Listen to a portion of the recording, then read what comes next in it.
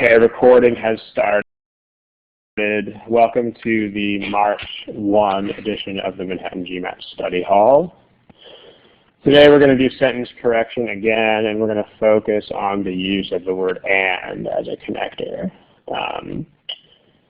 Seems to be a recurring theme in a number of these problems. They like to use the word "and" in various contexts. So we'll be talking about that. All right, so what we got to start with is what we always have to start with. We need the rules, so let's just run through those. Let's try to do it sort of quickly. Submissions, please nothing too general, please nothing too specific, please no personal issues. Too general, we just can't, we just don't have, there's no way to answer those. Like if you ask us, how do I solve problems faster? That's like the whole test at once. So, any answer to that would be 100 pages long. This is the big issue that for most people submitting problems. If you have a really specific question about a really specific problem, then go to the forum, please, and post it. If you have a question about your own study plan or about your own scores or whatever, please do not do that here. Please do not do general questions part of the forum. What we should see is something that is deep enough to be a study hall topic, but also specific enough to be a study hall topic. So intermediate depth tied into a more general question, if at all possible. So, the median in statistics is one example. This is another example. We've had a couple students submit this. This is a good submission. They gave a problem, maybe two, and they said, I want more understanding of what the word "and" signifies when it's a connector. So here we are. Again, no OG. We can't use OG problems. We really can't. So please don't bother because we will have to ignore them. Please don't submit single questions outside of a context because that's why we have a forum. So please post that in the forum. And then finally, please be polite. This is future business people here. This is the GMAT. So, one thing that's extremely important in business is to have impeccable etiquette. So, saying things like, I expect this, or, you should do this, then that's not okay, guys. Really not. Especially when, we're the professional and we're giving a product away for free. At least business etiquette is the minimum. I understand that sometimes these things are lost in translation, but even if English is not your language, if you plan on doing business in a country where English is spoken, then it's still just as important for you to learn these kind of unwritten rules of etiquette. So, please submit your requests in ways that are polite. That would be great. Otherwise, the only other thing that we need to say is please check for topics. There are something like 50 of these sessions in an archive at this point. So a lot of archived sessions. That means that a lot of topics have probably already been covered. We don't really want to be redundant, so please check the archive and see whether your favorite topic has already been covered. If it has, then please watch the video where it's covered, number one. And then number two, if there's any aspect of that particular issue that we did not cover, then please tell us what those are, and then we can cover them. Greatly appreciated. Okay, that's pretty much the rules. If you acknowledge those rules, please click on the smiley face icon. The smiley face icon is over there on the left. Please click on it if you understand the rules. Okay, there's a lot of you guys not clicking the smiley face. So, signs of life. Again, the smiley face is underneath the list of names over there. If you understand these rules, please click it. Okay. Again, if you just got here, the topic of today is the use of the word "and" as a connector in sentences. So what we are going to do is the usual. We're going to look at some examples and so on and so forth.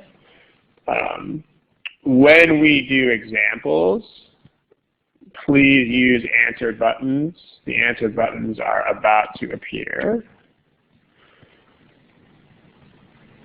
There's your answer buttons. You should see them now. So please use these answer buttons to answer multiple choice questions. Please do not answer questions in the text box. Or what else you might see, a couple of exercises we're going to do today are yes and no. So I've changed it back to that. Let me show you that really quickly if you're new to this. Most of you are probably not new to this, but just in case you are, for yes, no options, I will change the screen to look like that, where you'll have a yes or a no kind of thing. It'll be my responsibility to switch back and forth between these different schemes. So when we do yes, no, or right, wrong type questions, you'll see this instead. So that's what should be on the screen right now, because we're going to do a couple of yes, no type options first. So smiley face if you guys understand this. In other words, please don't type in the chat box. Okay. Also, please do not click your answer more than one time. This is really important. If you click a second time, then what will happen is you will erase your first click. It will go back to blank, no answer. So if you need to change your answer, you click once on the new answer, but do not click the same answer more than one time in a row. Okay, let's go ahead and get started. Here's a sentence. Somebody tell me in the chat box, what's the significance of this sentence? In particular, according to this sentence, why was I late to work? In the chat box. Truck crashed in front of me on the freeway and I was late to work. See what people say. Okay, yeah, so good. The answers that were coming in here are all very good. This is correct. According to this sentence, I was late for some reason other than the truck crash. Because so this is the fundamental fact that you have to know about the word "and," is that "and," if it's not paired with any other connecting words, connects things that are largely independent of each other. So that's the point that you should get out of this. "And" creates a parallel structure between elements that are, number one, presumed to be independent, unless they're a sequence.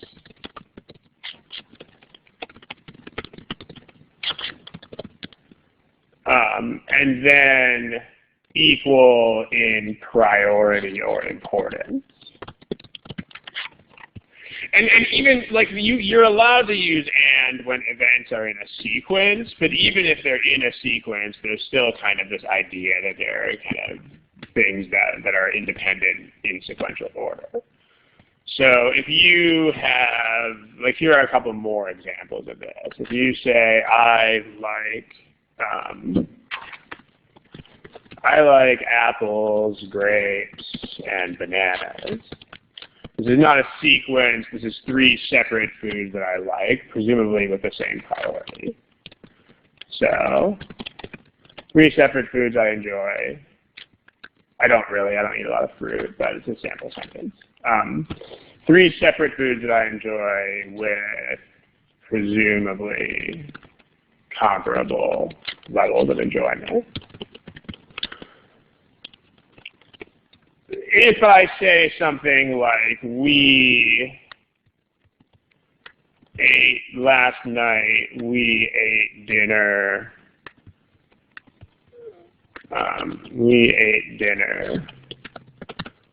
saw a show, and you can put then if you want, went to a club. Then this is a sequence of events. These are 3 sequential events. Still not really dependent on the other. Still pretty much independent. With none subordinate to the other, with about equal priority. So this is the way that you use the word and. So this sounds pretty simple, and it is pretty simple. The challenge, though, is the fact that this is not the way that people talk. That's the point. So when people say this kind of thing, if someone says a truck crashed in front of me on the freeway and I was late, they're probably implying that they were late as a result of this crash.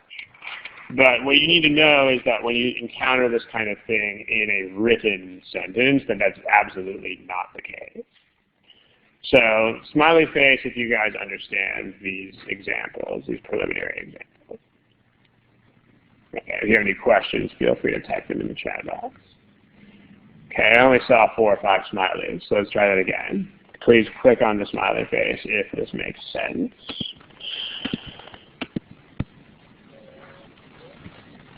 Okay, that's a better response. All right, good. If you want to actually imply that there is cause and effect, there's a couple of ways that you can do this. These are not the only 2, but these are 2 of the more common ways that you will see. So here are 2 common ways in which to indicate cause and effect. The first is to use a modifier.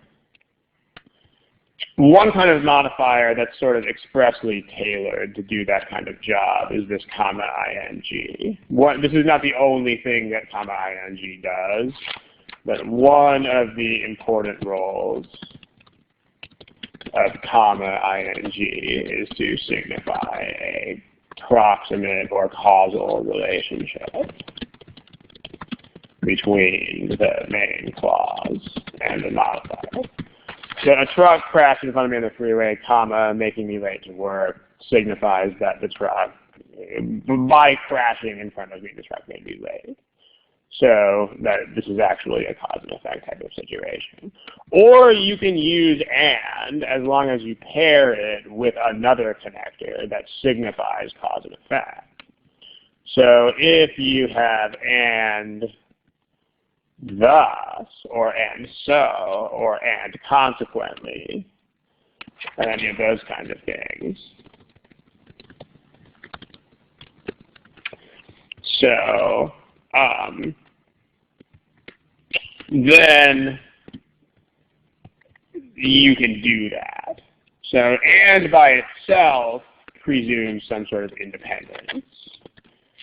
So alone, the word and implies relative independence. However, you can pair it. You can pair and with other connectors, such as the ones above,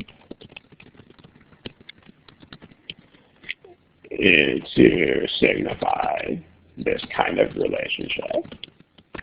In the text box is a question about hence. Yes and no. It's correct enough for like the GMAT or for an English learner, but it's not really the kind of thing that you would actually use in this kind of situation. Like hence is more used for like logical consequences of things. So this is direct cause and effect. You don't really use hence for that. Hence is more for stuff that is like logical consequences. Like if you say, I just got a 50% pay cut, hence I will not be able to go on vacation next year. So not really like direct cause and effect. I mean, as you know, the truck crashes in front of me and so, whoa, I'm late. But it's still a result from a logical standpoint. That's how you would use hence. So in this kind of sentence, you wouldn't really, but it's also not totally wrong. So, okay. Kamna says in the first clause and signifies that. I don't think I understand the question that you're asking. I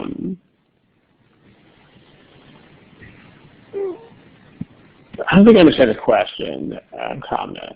Like when you say and thus, it's the same kind of relationship as this, meaning it's no longer really a parallel structure in terms of priority, but the point here is more the independence of this. Like what we're contrasting here is not the priority thing. When you use this kind of modifier, you may have things that still do have the same relative priority. So it just doesn't have to be anymore. Versus if you have just X, Y, and Z, then these should be things that occupy kind of the same level in your mental hierarchy of importance. But the contrast that we're trying to make here is not so much that. The contrast that we're trying to make here is independent events versus not independent events. So that's the main point. I see that whatever you were typing is gone now, so I think we're good. Okay, any other questions, please type them in the chat box. Otherwise, we will move on. Okay, let's move on. So here are 4 sentences. What we're going to do with each one of these sentences is the following. This is not 4 multiple choices. This is 4 separate sentences. For each one of these, decide right or wrong. And then we're going to use the indicators, the check or X indicators in a second here. So these indicators that look like that, we're going to be using those in just a moment. So take a look at these and decide whether you think that they are correct or incorrect. Please do not use the chat box to answer this. We're going to go through these one by one and gather the opinions of the class.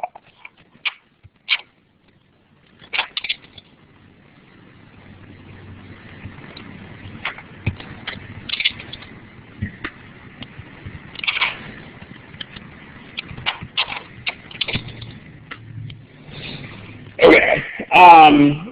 Please don't put check marks yet because there's 4 examples, guys. So you can't answer them all at once. Okay.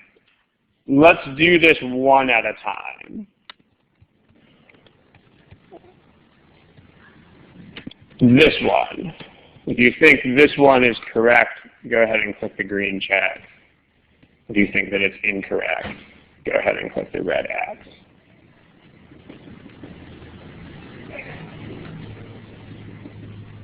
And remember, this is the GMAT. I noticed a couple of you don't have votes. Deepika, Dino, Monica, you guys don't have votes. You have to answer everything on the GMAT, so you should just guess if you have to. Okay, here's what the class thought. Again, there's a lot of non-responses here. There shouldn't be non-responses. This is the GMAT. There's no such thing as a non-response on the GMAT. This one, give me a green check if you think it's okay. If you think it's not okay, give me a red X.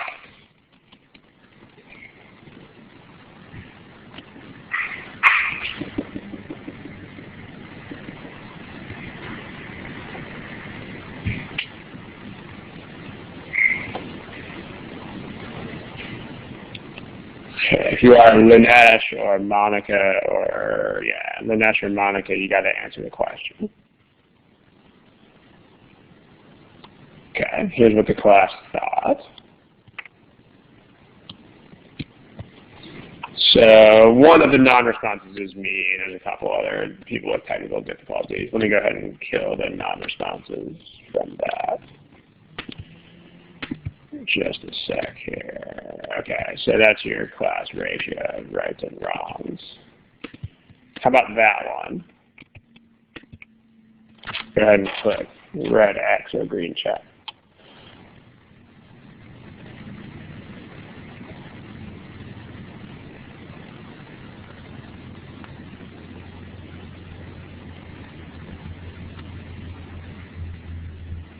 Okay, there's an LS, there's a Wendy.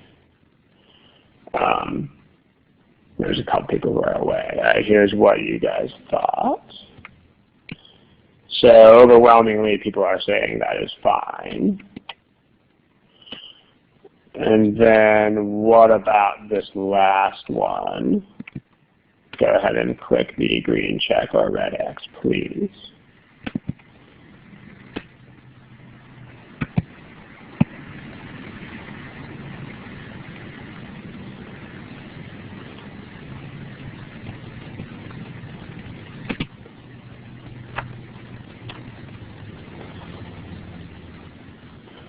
Okay, Wendy, Deepika, we're still waiting on you guys. Wendy. Okay, so here's what the class thought. All right, so let's talk about the first. Let's talk about the last two first, I guess, considering that we have a great deal of agreement about these. So let's take these onto the next page and let's discuss. So let's split the page in half. So overwhelmingly, the class was correct about these bottom two. So let's go ahead and start the discussion with those. In the bottom two sentences, the ideas are devouring the lunch, gulping down the drinks, and falling asleep.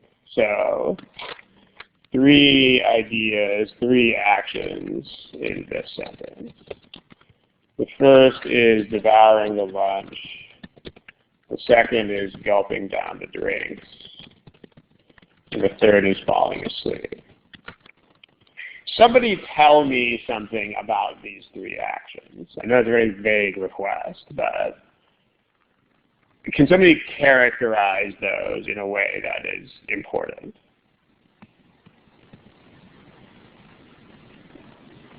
Like how are those related or not related or whatever? Yeah, they're independent and they're going to be, I mean, the first 2 may not be totally sequential because you can gulp down drinks intermittently with devouring lunch, but they're not related. Yeah, these are 3 independent actions that are separate and that are, you know, none is prioritized over any of the others. So these are 3 separate actions. And none of them is prioritized over the others. And more importantly, none is a component of any other one. So they're basically the same priority level. So nothing is subordinate to anything else here. So therefore, what we need to have here is a parallel structure. And the third sentence, which is the first in this group, has a parallel structure. And the fourth sentence, which is the second out of this group, doesn't have one. So devoured, comma, gulped, comma, and fell asleep. So this is a correct parallel structure.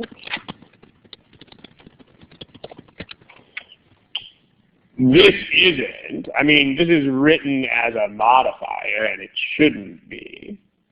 So in other words, that much of this is written as a modifier. That doesn't make sense because it doesn't modify anything. So grammatically, that's a grammatical structure that is legitimate, but remember that grammar doesn't exist until you know what you're supposed to be saying. So you can't judge whether that grammatical structure is right until you figure this out. So those are not supposed to be a modifier. Like the orange things here are written as a modifier. That doesn't make sense. Because they don't modify. I mean, remember what modify means. Modify means that you have to actually tell me more or give me further description or additional information about something. So if I'm using those as a modifier, that would mean that gulping down the drinks and falling asleep would be additional information about how I devoured lunch, and that's false. Like, doesn't modify. So smiley face, if this makes sense. I mean, again, from a purely grammar standpoint, that sentence would be fine. But remember that there's no such thing as a purely grammar standpoint. That's the whole point here, is that there isn't a purely grammar standpoint. Okay, now let's go to the first two. As far as the first two are concerned, we were very split. We had close to a 50-50 judgment on these, but there were a number of people who thought that both of them were fine. So they're not both fine. Let's look. So there's three actions in this sentence. Let's talk about what they are. The three actions are devouring the lunch, crunching, and burping. So what is the relation among these actions? Like what do they have to do with each other? How, someone tell me something about these three actions in the chat box. Give me some information about how they are related, please.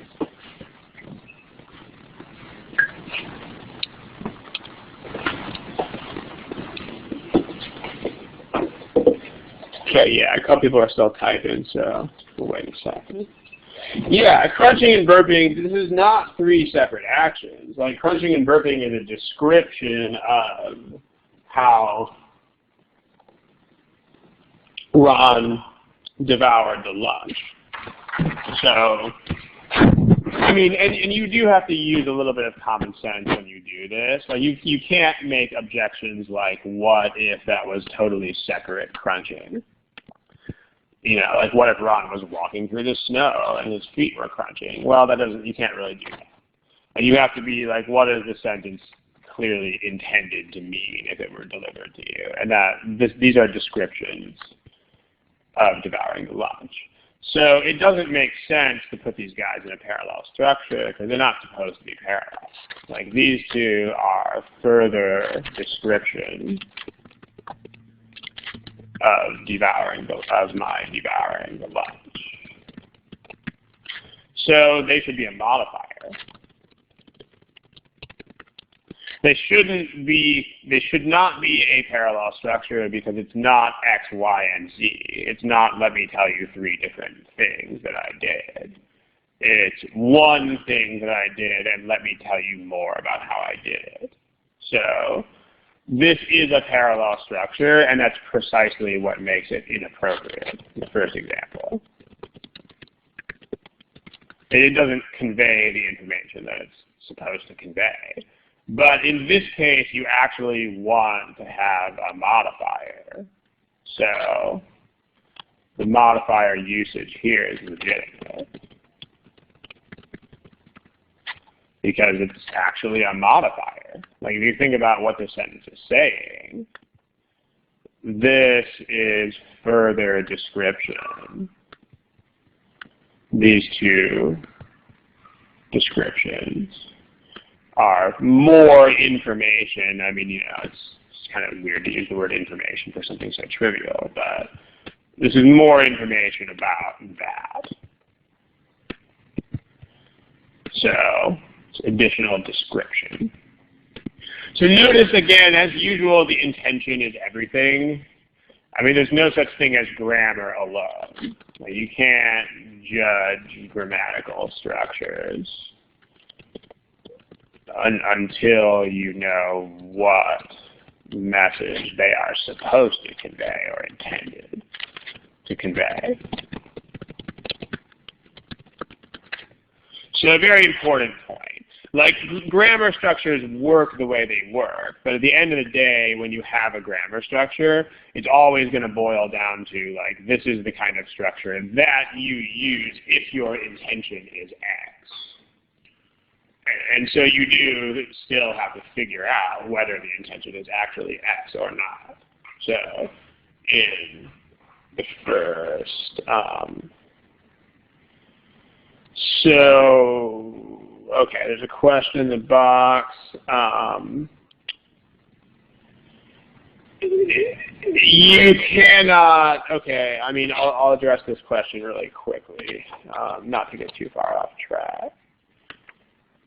Because this, I don't think this kind of thing is really tested on the GMAT. So let's try to limit ourselves to about 1 minute or less of discussing this.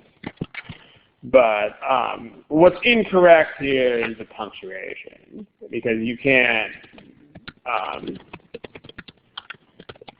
punctuation is incorrect because you can't have a comma on only one side of a modifier. I mean, unless it begins or ends the sentence. So, for instance, if you have, let me just make this point visually. It's probably easier to do that. If you have something like this, let's make this 4 times.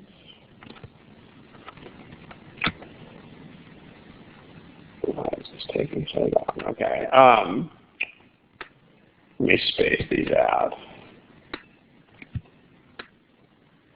So if you have something, if you have this structure with a modifier in the middle of a sentence like this, where do you put your commas is the question. Well, I mean, the point is that a modifier is either enclosed by commas or it isn't.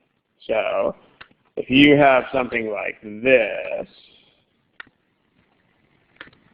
then that's fine. And if you have something with no commas, then it's also fine. But these constructions in the last part here are not okay, unless the comma comes from somewhere else. So the real problem here is that you don't have a comma after that. If you put a comma here, it would make sense if you didn't think that the burping was connected to eating lunch. I mean, that would still be weird. Like, it still doesn't seem to be very logical because, I mean, the clear intention here, at least to me it seems pretty clear, is that those two things were going on during lunch. So if that's the intention, this is still wrong because you're putting devoured and burped in parallel and they shouldn't be. But if you thought it were logical to regard the burping as a separate and independent action, then it could work if you put a comma there. Doesn't seem okay to me from the meaning standpoint, but there it is. Okay, let's return to these. So let's not get too far off track with this kind of stuff. So, like, 'cause right now let's try to stick with the point of the study hall here. The modifier can contain two. The short answer to your question is that it could do either. It depends on context. It could be both, or it could be the nearest one. Depends entirely on the context. The short answer, Xerxes, is yes, because here we have a correct sentence that does just that. So, all right. Are we okay with these 4 examples? Smiley face if we're okay with these 4 examples. If there are questions that are directly relevant to these four examples, please type them in the box. If you have questions that are not directly relevant, please save them. Okay, someone is typing, so we will wait.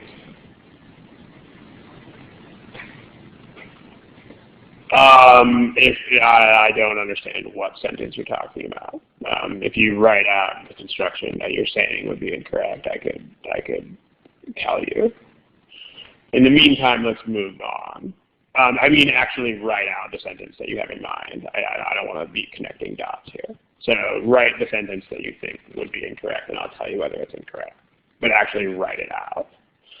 Okay. In the meantime, let's move on.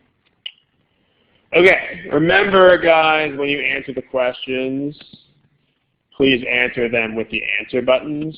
That's these. So you should see these appearing right now. Do not type answers in the chat box. Do not click twice. Let's do a problem.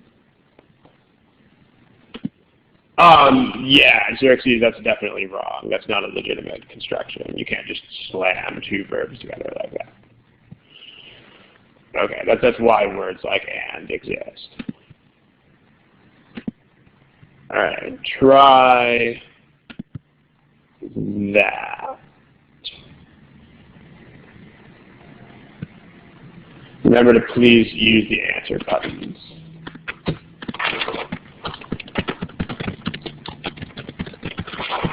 I'll give you a little more time than you probably need. This is more time than you need. I'm giving you 2 minutes. You don't need 2 minutes, but you have it. So I'll be right back.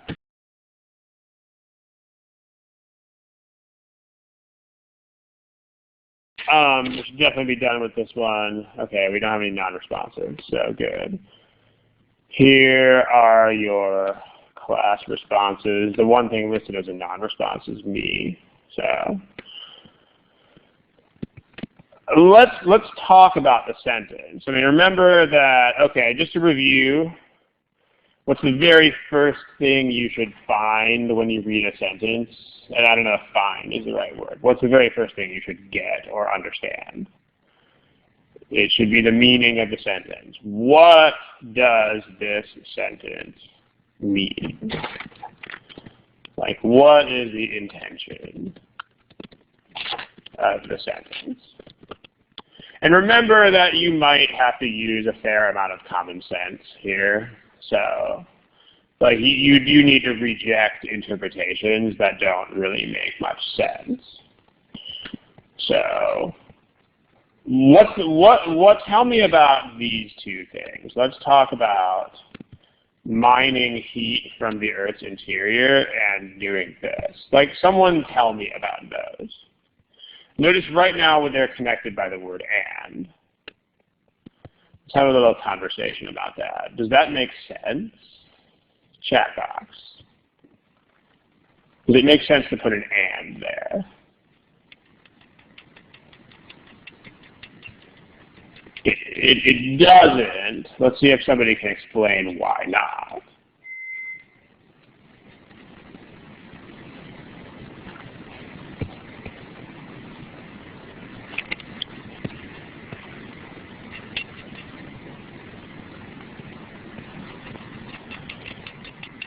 Yeah, I'll wait for a couple more people to type. Yeah. Right. Okay, Kurt, so I like the way that Kurt worded this. So Kurt, I'll put yours on the board. And then I'll put another response on the board and we'll talk about this. Because this is fundamental that you guys understand this kind of stuff when you approach these problems. Kurt is on point here.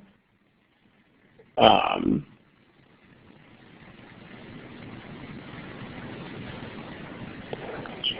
on a second.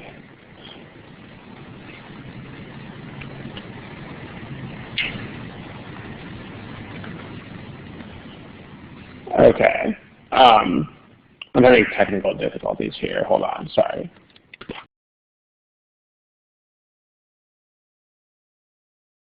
I had to take care of some technical issues. I apologize for the delay. Okay.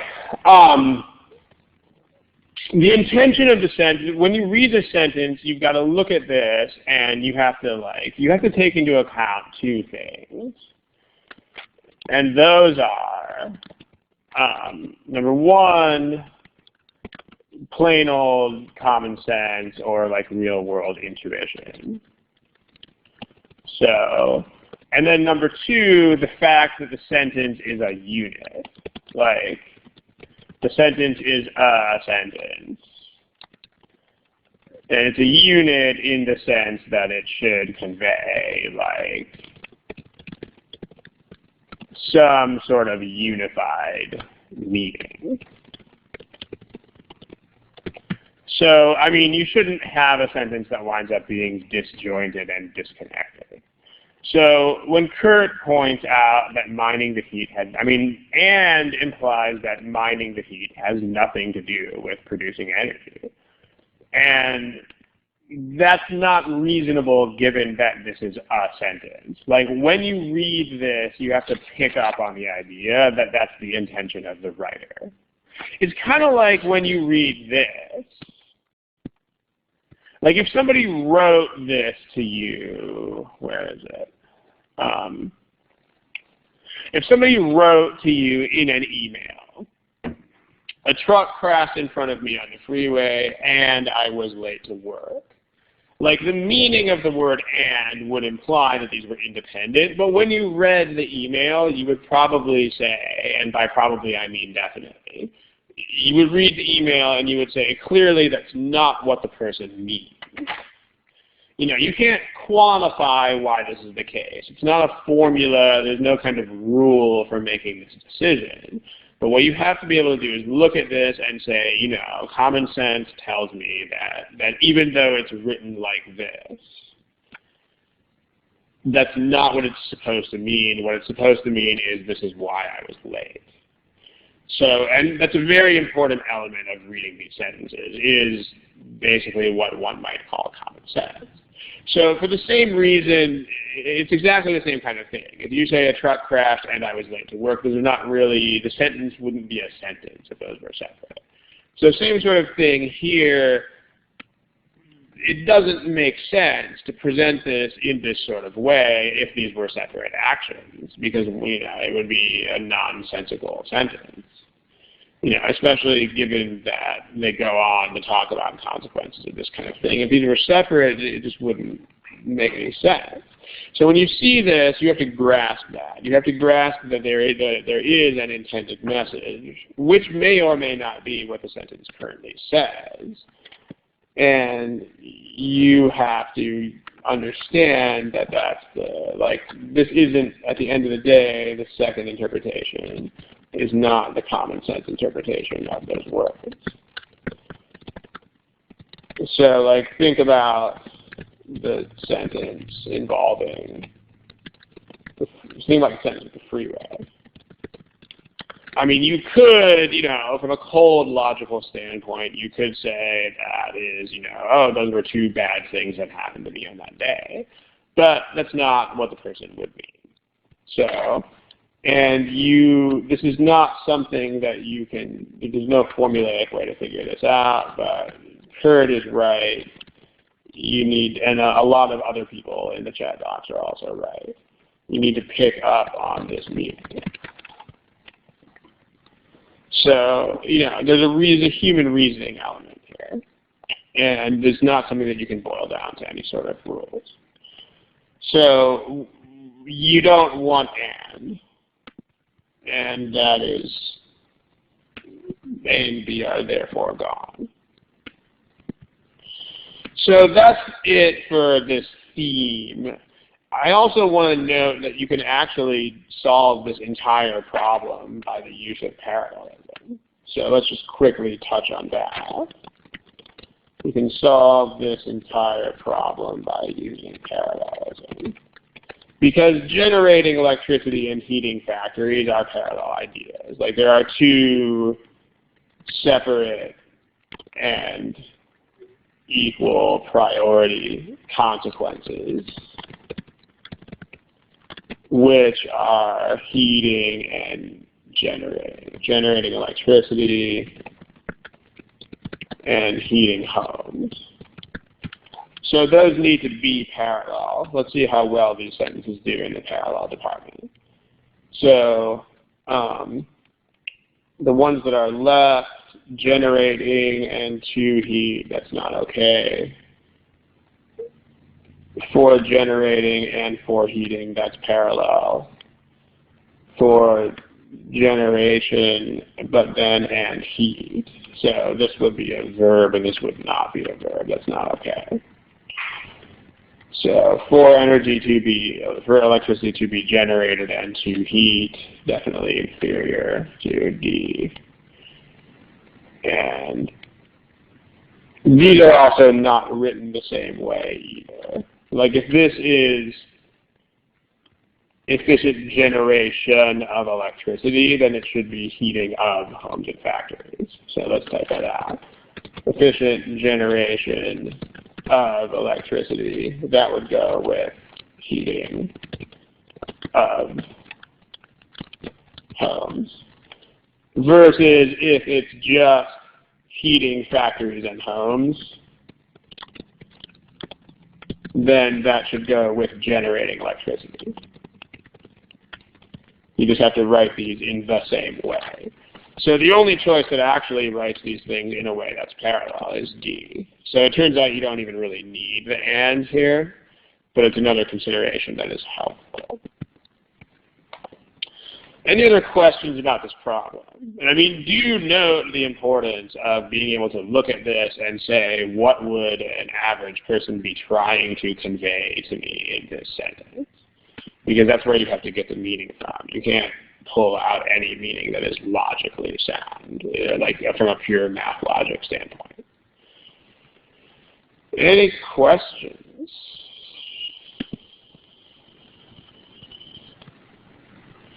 Okay, Kurt says, besides meaning, what other things should you be looking for in the first read? You really should not be looking for anything else actively.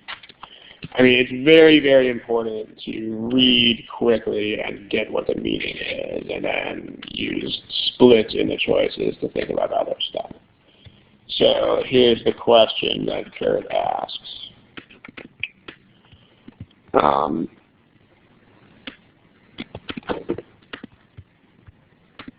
Okay, so when you read, you should just first read. It should have the following qualities. It should be fast, because you are not, absolutely not, picking through and trying to find errors. Very, very important. Don't do that. Because if that were a skill set that you had, then you would not need help. If you could go through and pick out errors cold, then you would not need any help in sentence correction in the first place. So you're not doing that. You should get the meaning. And if anything is blatant enough that you notice it while reading quickly, then use it to eliminate. If not, then wait until you see splits in the choices. So, I mean, J, it depends. I mean, meaning is tied in with parallelism. So, because when things are supposed to be parallel, that's part of the meaning. So that includes, like, should these be, like, including what should be parallel. Because that's part of the meaning issue. Like that you have to get as you read the sentence. So for instance, when you read this sentence about devouring lunch, when you read this, you have to pick up on the fact that this sentence down here is A, B, and C. Ron, A, devoured his lunch, B, gulped drinks down, C, fell asleep. When you read this, you have to pick up on the fact that this is not A, B, and C.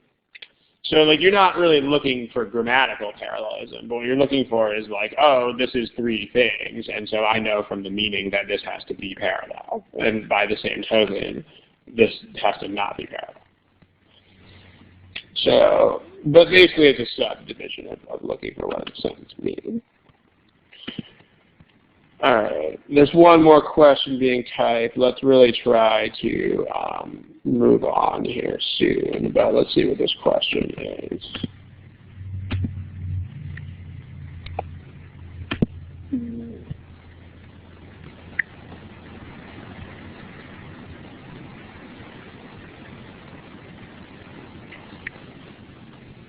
Okay, apparently people are not asking questions anymore. So let's move on.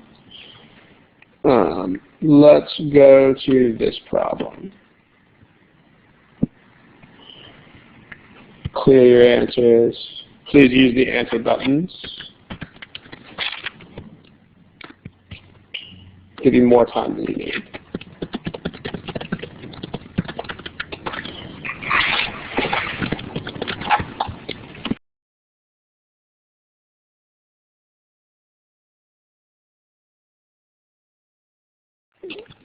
Okay, let's pick something. It's been a long time, and there are still a lot of you guys with blank answers. So let's pull the trigger, please. I'm looking at you, Deepika. I'm looking at you, Xerxes. I'm looking at you, Prop. Let's pick answers, please. That means like pronto. Please pick something.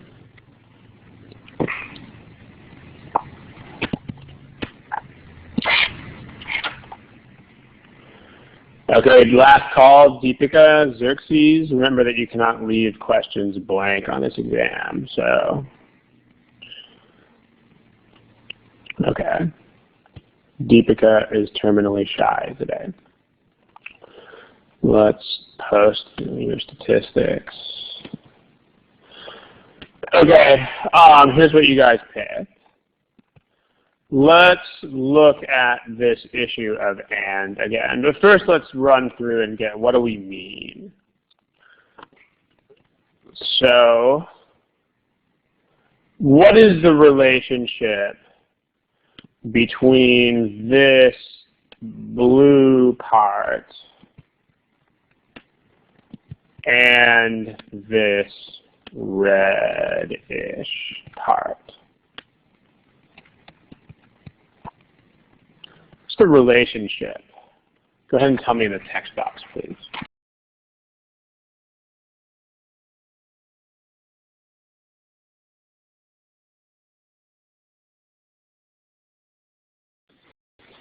So Xerxes, that's the next step. But right now I mean like how are these ideas related to each other? Let's see if somebody can give me an explanation instead of just a diagnosis. Yeah, the red part is an explanation. It's a very good, Satish is correct. Like the red part is an explanation of the comment made in blue. The blue statement says that these are important in courtship. Well, that leaves open the question of how. How are they important? So the red part gives an answer to that. The red part is here's how they are. So this should most certainly not be and, because these are definitely not separate. I mean, in fact, one of them is an explanation of the other one. So these are about as unseparate as you are ever going to get. So and doesn't work. As Xerxes says, you need to be this should be a modifier. Or other kind of thing. You could also use a colon, for instance. They don't do that here. But a colon is a piece of punctuation that says, hey, explanation on its way. So you need to indicate this relationship with something, modifier, punctuation, something like that. And then the which here doesn't work either because that's not how which works. Which modifies the noun, which would be courtship. So that doesn't make sense. If you don't know how to use which, you can refer to our books where they talk about basic modifiers. but this which is assigned to courtship here. That's nonsense. So you have this. Another way that you can use comma ing is if you are elaborating on, or if you are giving a more detailed description of the same thing that goes on in the earlier part. So comma ing does a lot of things, but it always involves close relationships to the previous clause. So comma ing basically describe previous clause. So the red words are a more elaborate explanation of the same idea that's in the previous clause. So this kind of modifier makes sense. And it's a good thing it does, because the other two kinds of modifiers make no sense. Okay. D versus E. So there are actually three things that are not okay with D.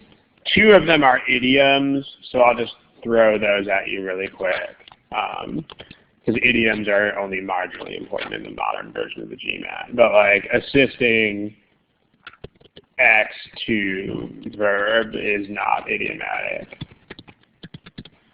And also,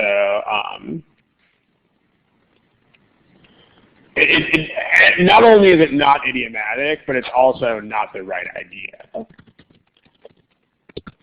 because the hydrocarbons don't help them taste themselves. So,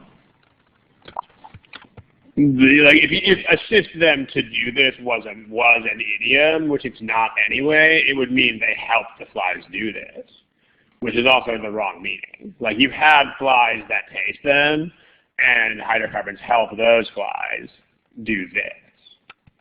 So that's a double problem there. There's also those doesn't stand for anything here, and that's the problem, because it is from other species. So others already means other species. So let's write that out in distinguishing their own species from other species. So this is what the word others means already. So there's no role for those of to play. This is already others. So those of doesn't stand for anything. It's just marooned. It doesn't stand for anything at all here. Any questions about this? The main relevance to today's lesson is this idea that and is, again, incorrect, because these are not separate. These are definitely not separate ideas. So there you go. Let's look at something else.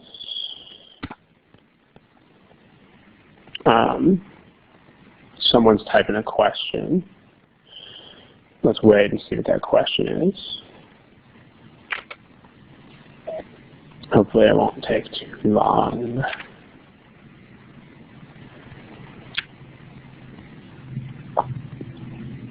Okay, I'll give you guys about 10 or 15 more seconds to finish typing your question here. So,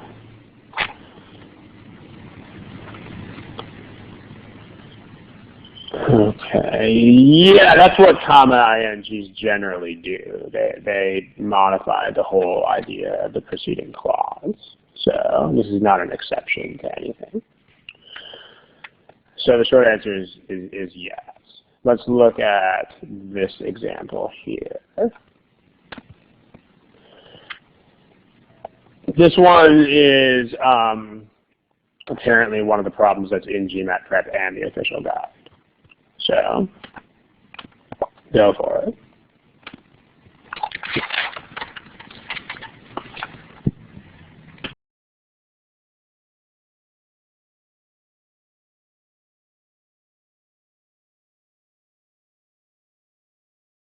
Okay, we got one or two people with no answer, so please go ahead and pick one.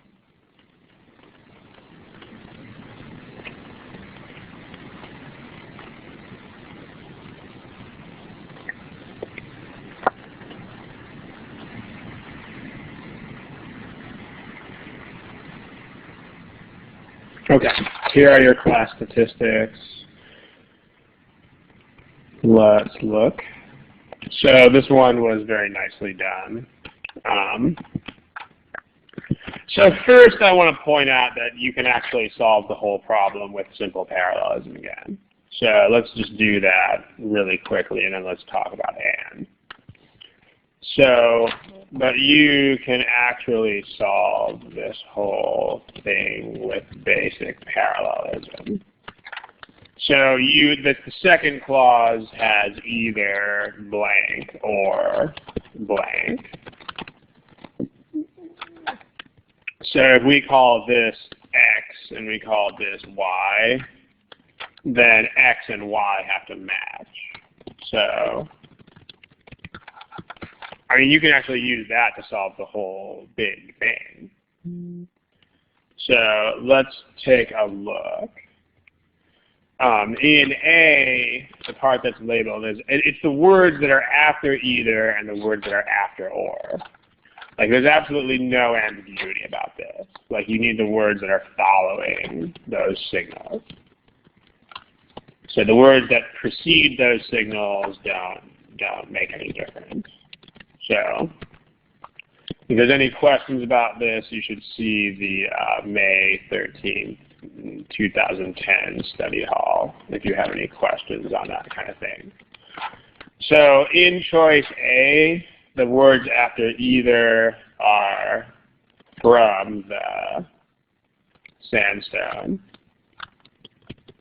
but the words following or are just the schist. So that's incorrect. It's not parallel. In choice B, the words following either are just the sandstone, but the words following or are from the schist. It's the same problem that A has, but it's just the other way around.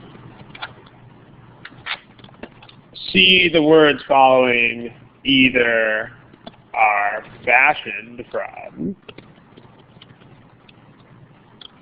and the words following or are just the schist. So not parallel.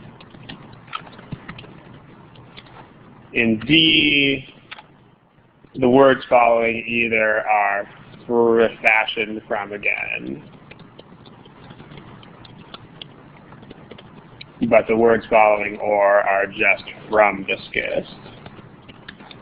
That's not parallel. But in E, the words following either are from the sandstone, and the words following or are from the schist. That's parallel. So you're done. And we're going to talk about the and issue, but all you need here is parallelism and you are good. So now let's talk about the issue of and or not and. Let's do that. So notice in 3 of these choices, you've got a modifier, comma, fashioned, and in the other 2 choices, you have and. So the question is, which one of these do I want? Should I have a modifier, or should I have and? Well, here are the 2 ideas. So the 2 ideas are this idea of like how old they are and what they're made of. So number 1, the images are like X number of years old, like from the time of Y empire. The other idea is the images are made from one of 2 types of rock. tell me about those ideas in the text box, chat box. Tell me a story about those two ideas. Relation, no relation, independent, does one of them describe the other one? Tell me a story.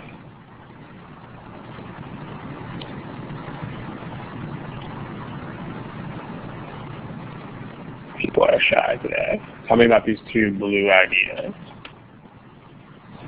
Yeah, the two blue ideas are absolutely independent of each other. So the modifier is inappropriate. So A, B, and C are all incorrect for that reason as well. Because there's no modifying going on here. So eliminate A, B, and C. Should be parallel. In other words, this means that you have to pick a choice that creates a parallel structure for these things, even though the original sentence doesn't have one. Because again, that's the meaning. So the meaning is, let me tell you two totally separate things about these images. Number one, they are this old. Number two, they are made of this stuff. This is number one and number two that have like nothing to do with each other. So even though the original does not have a parallel structure, you have to make one. And it's important to realize it's kind of like the sentences with devouring my lunch. You have to realize when you read the sentence, like what is the intention? When are these ideas like A and B and C type of thing, and when are they dependent on each other? Because you have to make those decisions before you start judging grammar. So again, it's kind of like this right here, where before you judge these things, you have to come up with this decision that these are three things that are separate, but these are not. So that's why it's imperative to understand the meaning first, because otherwise you have no idea which structures are correct and which structures are incorrect.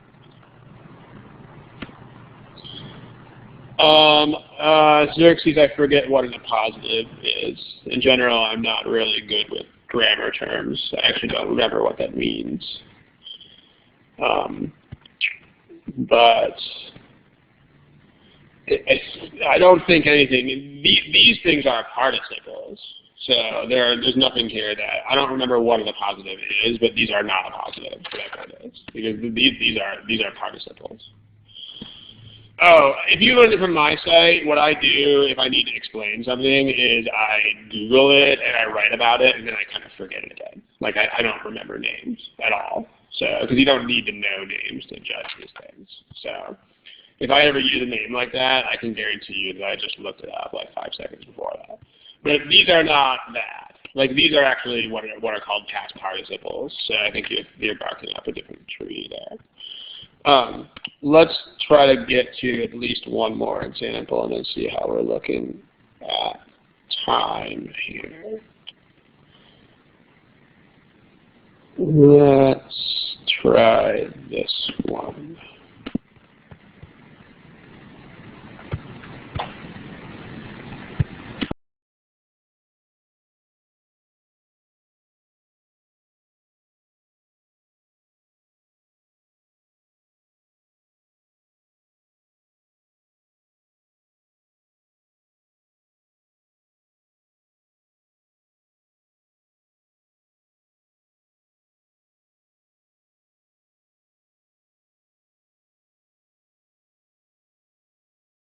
Didn't load?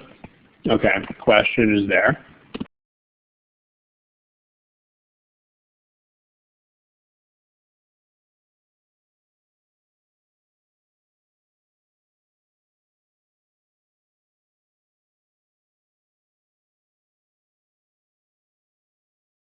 Okay, same technical difficulties again. Let me know if you guys can hear me. Can you guys hear me? Okay.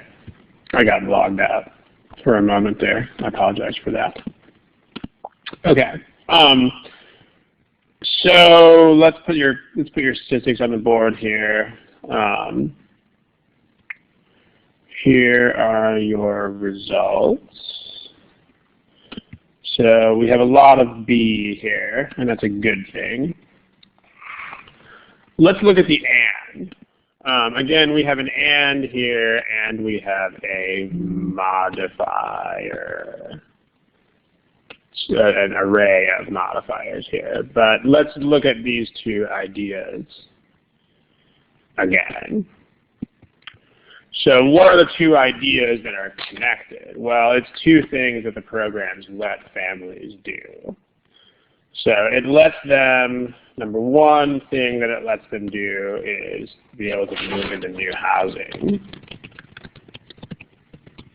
Or just move into new housing. So I mean, it's depending on which choice you pick. And then the other idea is to apply part of the rent to a later purchase. So these are not, these are separate. I mean, you can't reasonably claim that one of these is dependent on the other one. Because one of them is they can move in right away. And the other one is, after they've been there for a while and paying rent. I mean, these are not even related ideas, because one of them is about moving in, and one of them is about what they do with rent money. So these are separate. So if we realize that, then we know that we're looking at another situation that requires AND. So we want the AND that leaves us with only A and B. So we want AND. Only A and B remain. If you have any questions about that, feel free to put them in the text box. Between A and B, I'll make a long story short. Maybe we can smash out another problem here. This says enable, and this says to be able. So that is one of the most redundant things I've seen in a long time. You can't enable someone to be able to do something. I mean, you can allow, you can make them able to, or you can enable them, but not both. So A is redundant. Any questions about that stuff? If not, we can probably smack out one more problem here in the time that we have.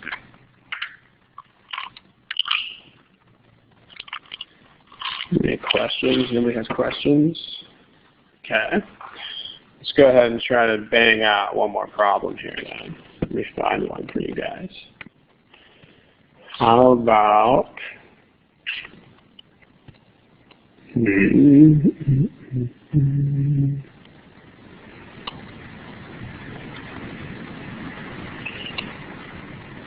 okay. How about this? This one's cool. This one requires some careful attention to certain aspects of its meaning. I don't want to give too much away at the moment, but you need to think about this one think about the meaning of this one kind of carefully. So I'll give you a little bit of time. Go for it.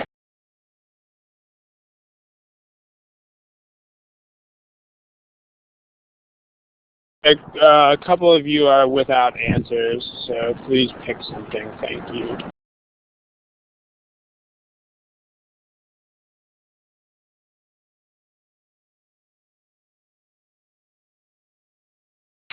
Okay, let's discuss.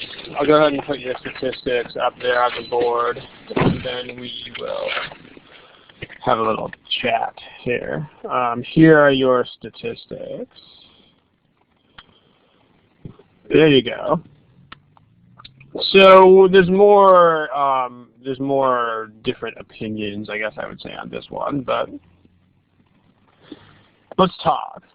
We have an and then we have a not and. So let's concentrate on that.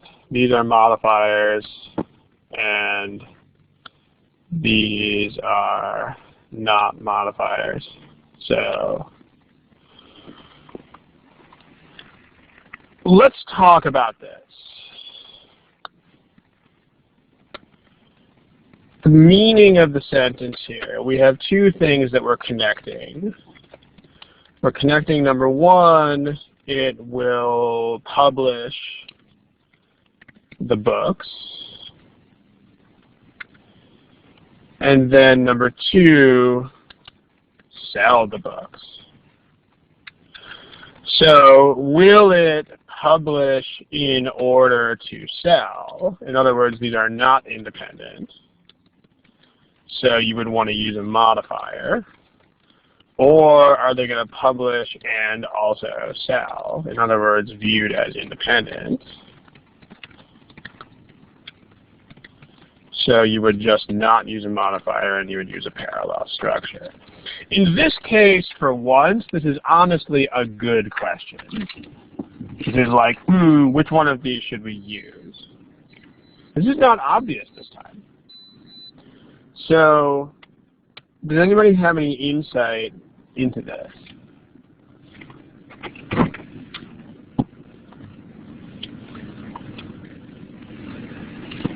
Because if there were no other context clues, then you could actually make a legitimate case for either of those. Like if there were no context clues, you could definitely say that they were publishing the books in order to sell them. But you could definitely also say that they were just, that the company was going to publish the books and also sell the books. So we do have to make this decision. I mean, we have a parallelism also, so maybe we don't have to make this decision, but we very possibly do have to make it. So let's see if someone can figure out a criterion by which we can make this decision.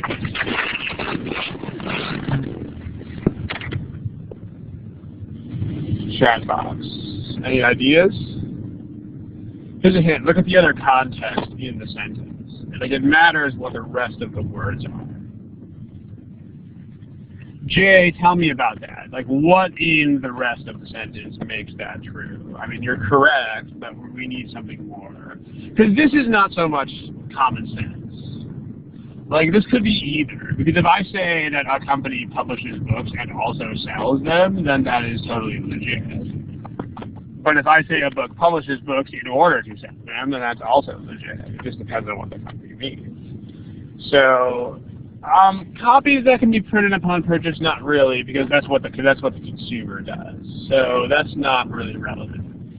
Let me tell you, we kind of got to close up shop here pretty soon, so let me clue you guys into this a little bit here. What you want to be looking at here is this. You're talking about a digital imprint division of a company under which these things happen. So it's a digital imprint division. What that means is it's the company, it's the part of a company, it's the division of a company that makes digital materials. So for that reason, it doesn't make sense to have selling the books as a separate parallel act, because a digital imprint division wouldn't do that. Like that's not what that kind of division of a company would do. So instead, a quote, digital imprint division, unquote, would only do one of these things. So, tell me a little bit of trouble typing here, so bear with me.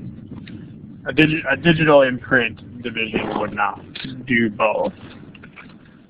So, that's what lets us make the decision. The decision is that this company publishes them, and then they are things to be sold later by some other division of the company, most likely. So that means we don't want the ones that say and. The ones that say and are not legit. Any questions about that? If you have them, go ahead and type them in the text box.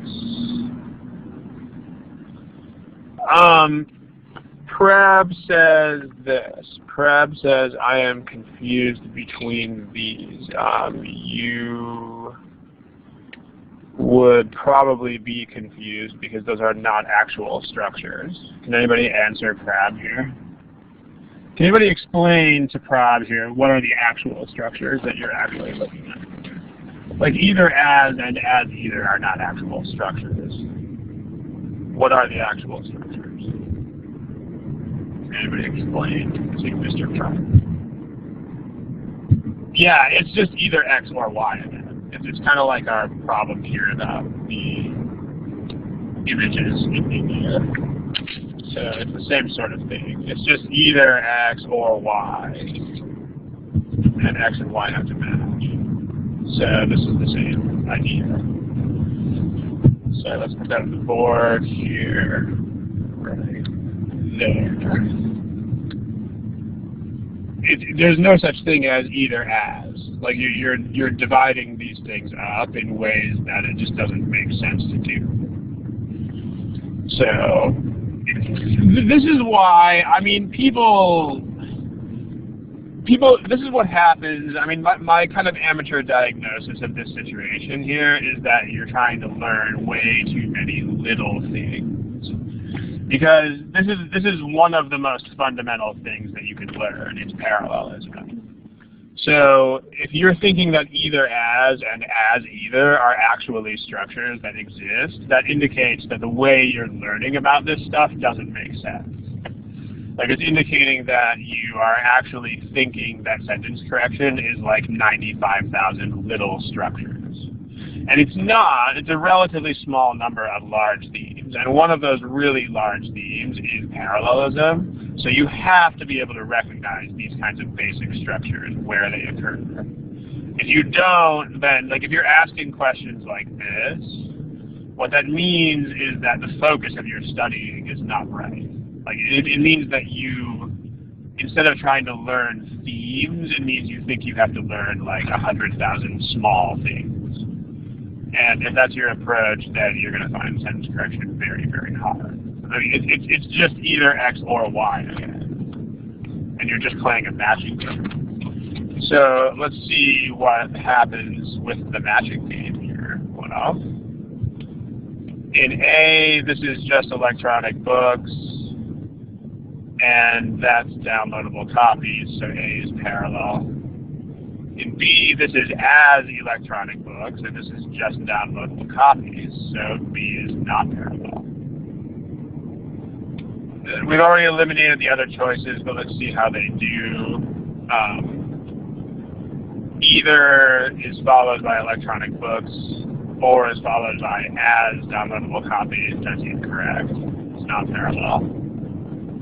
In D, either is just followed by electronic books, or is followed by as downloadable copies. That's also not parallel.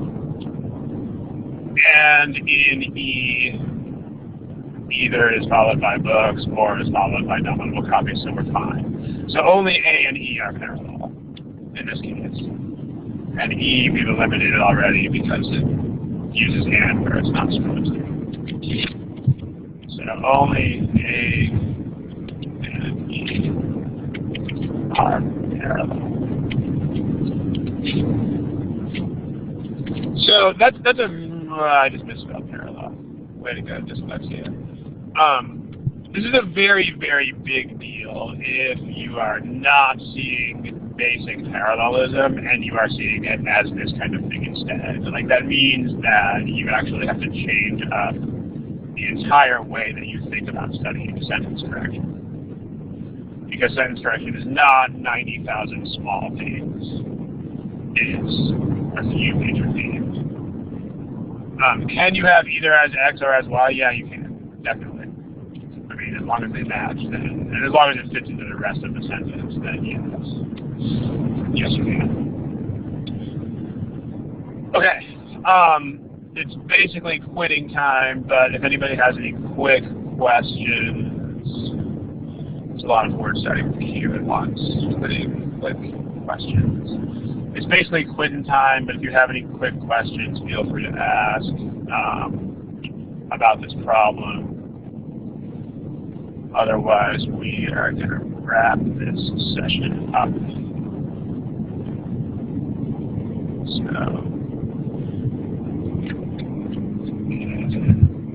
see one or two people typing. So let's see what that is.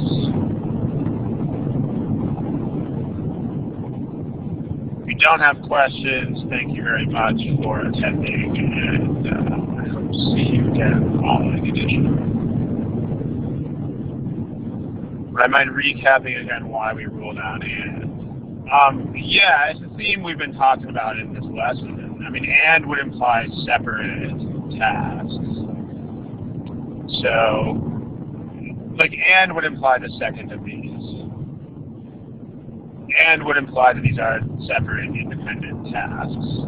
Publish to sell, or publish to be sold, means that this is the intention of publishing them and that they're not independent. So the way to make that decision is to realize the sentence is about a printing division of a company. It's not about a printing division and a sales division. It's just about a printing division. So this interpretation doesn't make sense. Alright, gotcha. So I think we're on the same page. Anything else that is super fast, please ask. The finishing touches on the session. I'm going to go ahead and kill the recording. Thank you guys for attending. Hope to see you again in 2 weeks' time on March 15th. And this recording will be posted in a few days.